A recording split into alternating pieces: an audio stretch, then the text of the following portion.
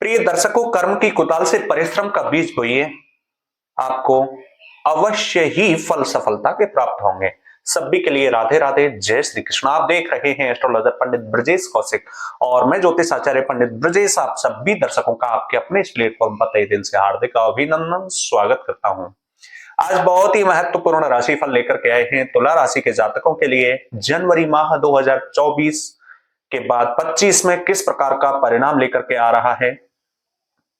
ये 2024 आपका जा चुका है और जनवरी माह में किस तरीके का व्यवसाय, कारोबार, आर्थिक स्थिति, लव रिलेशन, आपका प्यार प्रेम संबंध, ये सब भी कैसे रहेंगे, शिक्षा का क्षेत्र कैसा रहेगा, इन सभी विशेष तथ्यों पर आज मैं चर्चा करूंगा आप सभी के साथ।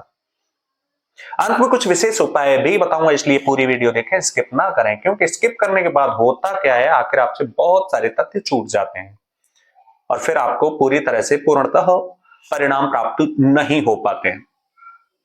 आप जैसा सोचते हैं वैसा फल प्राप्त नहीं कर पाते, इसलिए अंत तक पूरी वीडियो देखें। मुझे नहीं पता आपकी जन्म कुंडली में किस प्रकार की गोचर, गति, गणना, विंशोत्तरी दशाएं हैं, लेकिन अगर आप जन्म कुंडली से वास्तु से संबंधित कोई परामर्श चाहते हैं तो हमारा नंबर सिर्फ और सिर्फ वीडियो और चैनल के डिस्क्रिप्शन में है। आप हमें व्हाट्सएप के थ्रू कॉन्टैक्ट भी कर सकते हैं, परामर्श शुल्क लागू होंगे। अब मैं चर्चा करता हूं तुला राशि के लिए। तुला राशि के फर्स्ट हाउस की मैं बात करूं तो 7th नंबर की राशि होती है तुला राशि, काल चक्र की 7वीं राशि होती है। जिसकी बात की जाए तो बुध उसके सेकंड हाउस में है। सेकंड हाउस में बुध स्थित होने के कारण आपका धन का क्षेत्र व्यापक होगा, बुद्धिमत्ता से, इंटेलिजेंसी से आप कार्य करेंगे, यानी स्मार्ट वर्कर होंगे ऐसे समय में आप। और यही बुध कुछ समय बाद आपके मकर राशि में प्रवेश करेंगे, सूर्य के साथ स्थित होंगे और सूर्य के साथ मिलकर के बुधादित्य राजयोग बनेगा। बुधादित्य राजयोग बनने के कारण सूर्य आपको अच्छे परिणाम देने में सक्षम होंगे। 14 जनवरी को सूर्य राशि परिवर्तन करने के साथ साथ मकर राशि में प्रवेश कर जाते हैं, इसीलिए मकर संक्रांति मनाई जाती है धूमधाम के साथ। और यहां मकर राशि में प्रवेश करने पर सूर्य आपको सकारात्मक परिणाम देने में सक्षम होंगे। आपका कार्य क्षेत्र व्यापक हो सकता है, यही आपके शोहरत, मित्र, सगे संबंधी जो भी हैं उनसे आपको सफलता मिलने के, उनसे आपको सहयोग, मदद मिलने के पूरे पूरे संकेत हैं, चांस हैं, संभावनाएं हैं। अब मैं बात करूं आपके नेक्स्ट हाउस की। प्रिय दर्शकों, 5th हाउस में आपके शुक्र और शनि स्थित हैं। 5th हाउस होता है आपकी शिक्षा का, आपके प्रेम संबंधों का। शिक्षा पर हम चर्चा कर लेते हैं। जो विद्यार्थी एजुकेशन के फील्ड से जुड़े हुए हैं, हायर एजुकेशन ले रहे हैं, एंट्रेंस एग्जाम की तैयारी कर रहे हैं, आईआईटी, इंजीनियरिंग या फिर किसी उच्च शिक्षा को प्राप्त आप कर रहे हैं, तो वहां आपको बेहतर परिणाम देखने के लिए मिलेगा। गवर्नमेंट सेक्टर की तैयारी कर रहे हैं तो भी आपको अत्युत्तम परिणाम देखने के लिए मिलेंगे। यही प्रेम संबंध में मधुरता होगी, दोनों के वैचारिक मतभेद खत्म होंगे और दोनों ही बहुत अच्छे तरीके से जीवन जी सकेंगे।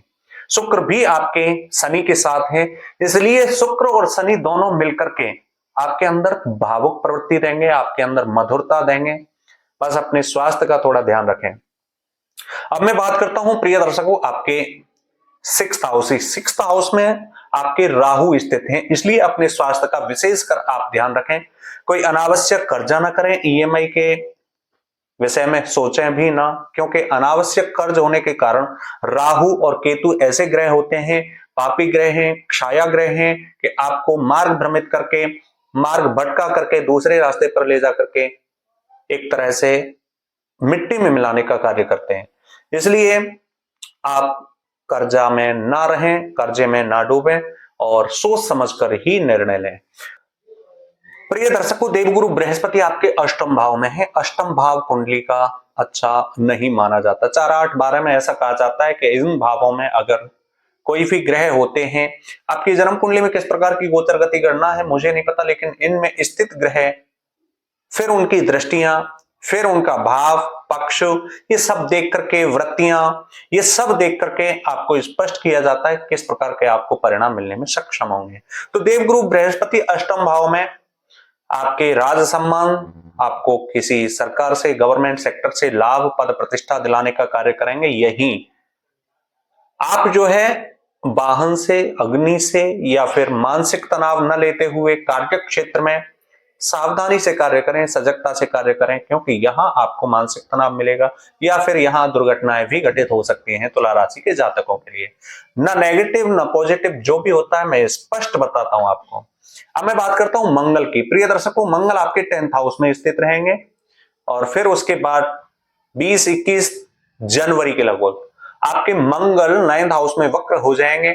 9th हाउस और 10th हाउस में स्थित होने के कारण जो गवर्नमेंट सेक्टर से जुड़े हुए हैं, जो सेना में जुड़े हुए हैं, मंगल एक तरह से उनके अंदर आत्मविश्वास, दृढ़ विश्वास, इच्छा शक्ति भरपूर रखेंगे और यही भाग्य के क्षेत्र में भी उन्नति देखी जाएगी। आप भूमि, वाहन, मकान क्रय करना चाहते हैं, विक्रय करना चाहते हैं, कोई नया कार्य शुरू करना चाहते हैं, वहां भी आपको उपलब्धि देखने के लिए मिलेगी। आध्यात्मिक क्षेत्र में आपकी उन्नति होगी।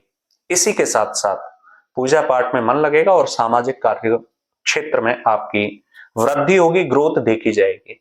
12th हाउस में आपके केतु स्थित हैं और 12th हाउस एज ए व्यय का हाउस होता है, अनावश्यक खर्चों का घर होता है।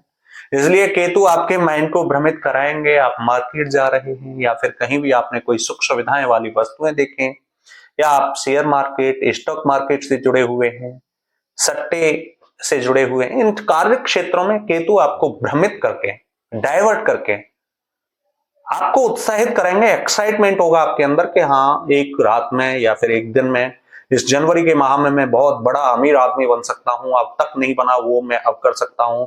इस तरीके के विचार आपके मन में आएंगे और आप विचार रखते हुए केतु आपको डाइवर्ट करेंगे और वहां आपका धन अपव्यय हो सकता है, फिजूल का खर्चा हो सकता है, धन डूब सकता है। इसलिए इन भावों को देखते हुए आप इस पक्ष को, यानी फिजूल खर्च के पक्ष को मजबूती से बचा करके रखें और सजग होकर के, सावधान होकर के कार्य करें। ये मुख्य मुख्य ग्रहों की स्थितियां थी जनवरी माह के लिए। इन तुला राशि के जातकों के लिए विशेष प्रेडिक्शन था। अब मैं बात करता हूं कौन कौन से उपाय आपको फॉलो करने चाहिए। प्रिय दर्शकों, आपको प्रतिदिन ही हनुमान चालीसा का पाठ करना चाहिए। इसी के साथ शुक्र का बीज मंत्र ओम द्राम द्रीम द्रोम सा शुक्राय नमः उगते हुए सूर्य नारायण को अर्घ्य दें। और जो व्यवसाय के क्षेत्र से या फिर एजुकेशन के फील्ड से जुड़े हुए हैं, वे आदित्य हृदय स्तोत्र का पाठ आपके अपने प्रतिदिन के नियम में शामिल कर लें। ऐसा करने से आपको पूर्णतः अच्छे परिणाम मिल सकेंगे। जो मेरे पास जानकारी थी, मैंने बहुत कम समय में आप तक पहुंचाने का प्रयास किया है। अब आपकी भी एक जिम्मेदारी तो बनती ही है। अगर वीडियो आपको अच्छी लगी हो तो चैनल को सब्सक्राइब करना ना भूलें, बेल आइकन प्रेस भी कर लें और इस वीडियो को अन्य लोगों के पास भी शेयर कर दें। मिलता हूं नेक्स्ट वीडियो में। एक प्यारा सा कमेंट, अपने इष्ट का नाम लिखना ना भूलें कमेंट्स में। तब तक आप सभी से इजाजत चाहता हूं। सभी के लिए राधे राधे, जय श्री कृष्णा, जय माता दी। प्रिय दर्शक।